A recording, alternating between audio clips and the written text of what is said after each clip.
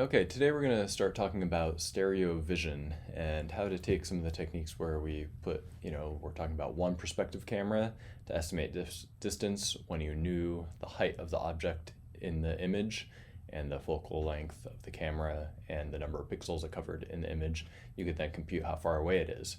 Today we're going to talk about how to actually do stereo vision where you have two cameras so that you can figure out the distance of an object without having to know exactly where, how large it is beforehand. And this basically builds on, the perspective camera model we worked on before and puts two of them together. Last time we talked about blob detection and edge detection, and these come in these are critical in our stereo vision because with our stereo vision we actually have to identify corresponding points in an image to figure out where it is. So let's start by looking at how this works. So stereo vision. The idea is that we now have two cameras that are aligned next to each other, and we're going to draw their two image planes here. So for stereo vision, we have our two image planes, and let's say we have a point out here that we want to figure out where it is in what the distance is. Well, we can draw basically where these two rays intersect the image planes, and I will add basically our focal plane. So let's say that this point here and this point here is our pinhole camera. So the pinhole. So if we look here, well, let's undo that. Let's make this a little cleaner. Okay, so we start here, and what this gives us is if we have these two lines, this gives us, these are our focal distances, and we can then figure out these distances here, which we can call, like, say this is the left camera and this is the right camera. And what we have here now is we can say this is an x sub L, and this small area here is x, oops, sorry, I got this backward, XL and XR. Okay, so we have XL and XR, so this is where it is in the pixel coordinate system. So again, this is in the camera, and this is in the world.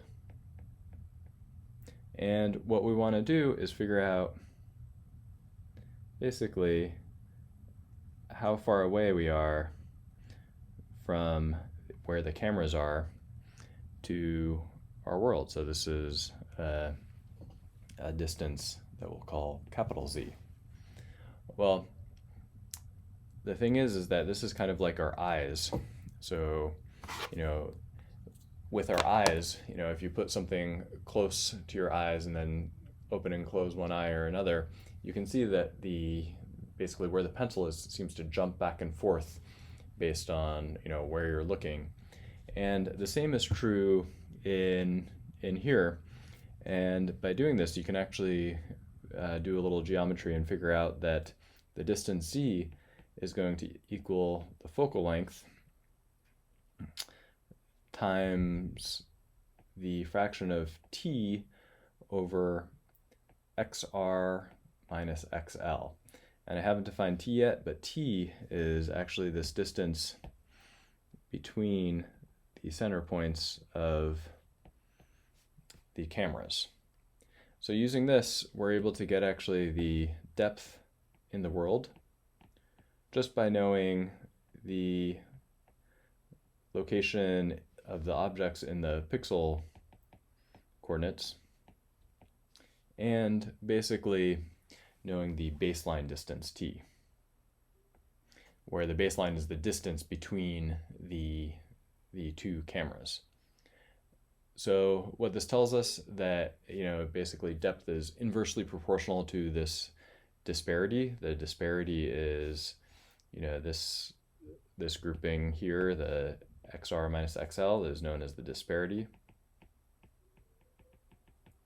So that we can actually see that, as you go further away, the objects that are further away will have less of a difference between the pixels themselves. And this again is, as you move this pencil further away, there's less of it, jumps less as you open and close your eyes than as it's closer to you, where it seems to jump a lot in your vision. Now, this is a little more complicated when you start going to the systems where the cameras are not perfectly aligned. So in this case, we're assuming that these two cameras are perfectly aligned, that they are actually right next to each other, and that their image planes are aligned, and that their focal points are aligned nicely. This is not true in a lot of camera setups, but you can actually do a calibration procedure so that even if the cameras are just aimed arbitrarily, you can actually figure out where they are in the world. So this is a brief introduction to stereo and stereo geometry. There are a lot of other ways you can actually obtain distance from images. So with a single camera, we talked about where you can actually use a single camera, and if you know the height of the object, you can figure out how far away it is.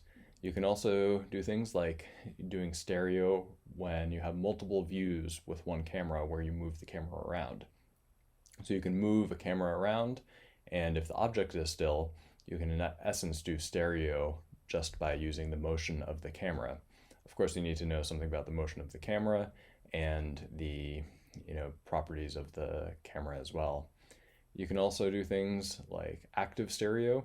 So for instance, my iPhone, actually, the face unlock, it's actually it's emitting a pattern on my face, and then the camera is actually seeing that using an infrared camera. That's similar to how the Kinect works and other 3D camera sensors, where they actually project a pattern. The geometry, though, is the same as with the stereo geometry I just wrote out. It's just that instead of a camera, you're actually projecting a pattern from one of the cameras, and you know where it should be, and you can then use that to figure out where it intersects and how far it's going.